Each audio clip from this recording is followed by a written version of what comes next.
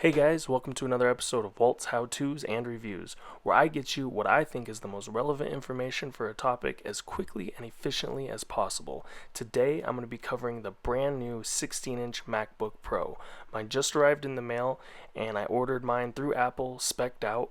You're actually unable to go to the Apple Store and get a spec'd out model. You have to order it online, and kudos to Apple, it came way earlier than they originally projected, and I was extremely elated and excited to get it early. So, why did I buy the brand new 16-inch MacBook Pro?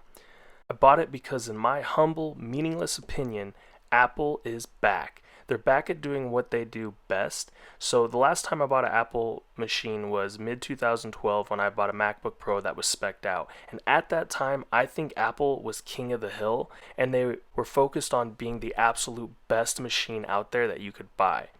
Since then, they started doing some funky things. I'm not sure what their direction or vision was, but to me, it seems like they were just trying to be the best looking laptop out there. I mean, they were going thinner, lighter, removing ports.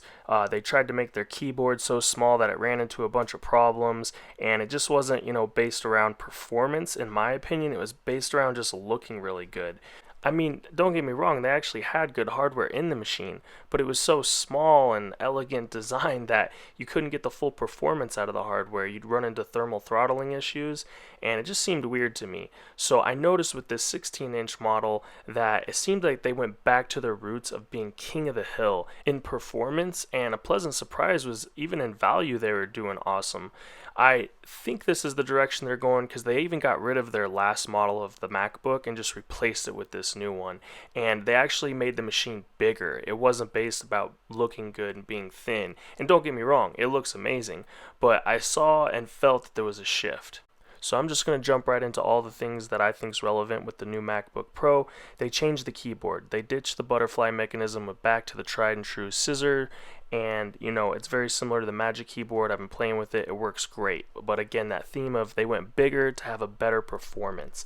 The arrow keys are back to normal. The touch bar now has escape key, and they got the fingerprint sensor on there. With the bigger chassis, they were able to completely redo the thermal design, so hopefully won't have any throttling issues. They got the new AMD Radeon Pro 7 nanometer GPU in there. 3 different options for you, the 5300, and then they have two 5500 options. One's 4 gigabytes, one's 8 gigabytes, and you can actually go all the way up to 64 gigabytes of RAM now, and you can also get 8 terabytes of storage. And if you look at that compared to the last model of what you're getting and what you paid for, it's much more affordable and cost effective now. And when it comes to the audio, you're just going to have to take my word for it that it is the best audio for any laptop out there. That's for both the speaker output as well as the onboard mic. They put the biggest battery they could into the laptop that you're allowed to take on an airplane and travel with. They say it'll give you about an hour more than the previous models.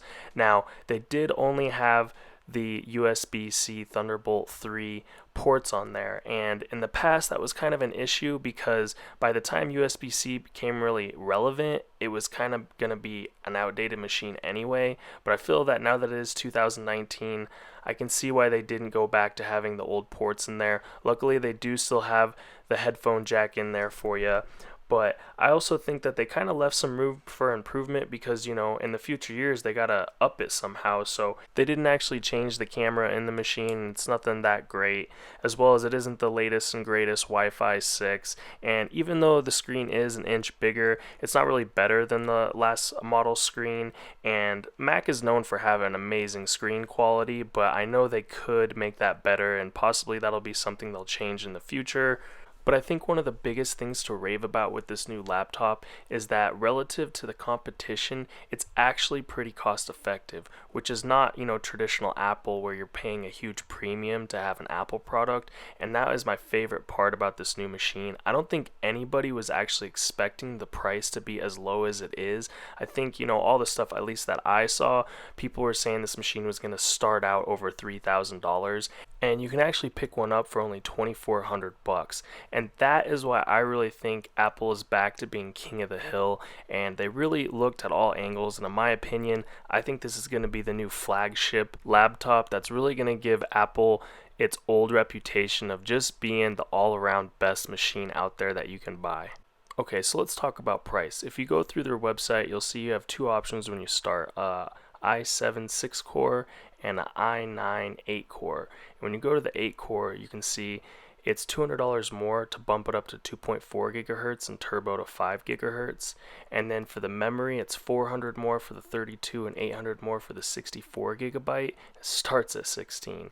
Now for the graphics, if you want to jump up from a 4 gigabyte to an 8 gigabyte GPU, it's only $100 more. Now for the storage, it's an SSD, of course, and for an 8 terabyte, it's $2,200 more. 4 terabytes is $1,000 and 2 terabytes is $400.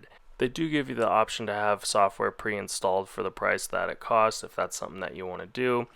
Now something I noticed, if you start with the $2,400 i7, you can upgrade it to the i9 8-core, but then also for $100 less have the lower GPU graphics card in there.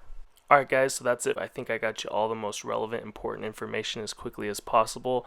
In my next video, since there's going to be plenty of performance videos on the spec'd out 2019 16-inch MacBook Pro, I want to compare it to what I think was their last best machine, the 2012 spec'd out MacBook Pro, and I just think it'll be fun to see how far technology has come in the last 7 years. So stay tuned to check that out, and thanks for watching.